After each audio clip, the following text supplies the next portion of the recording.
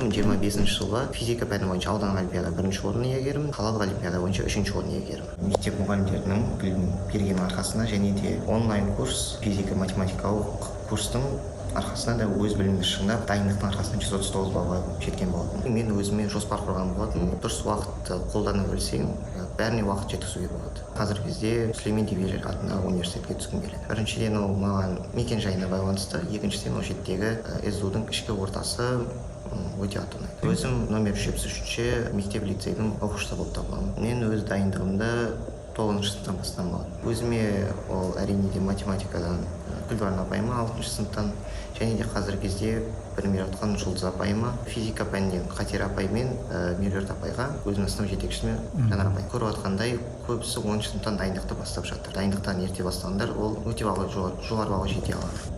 Өз кеңесім ол біріншісінен дайындықты ерте бастауға, және де осы дайындықтың кезінде дұрыс жоспарды құра алуға. Себебі дұрыс жоспар арқылы сен уақытыңды тиімді қолданып дайындалуға үлгересің. Жаттау деген қате, мысалы бір тақырыпты сен жақсы жаттадың, бірақ ол саған сұрақты басқаша қойса, сен уже түсінбей қаласың.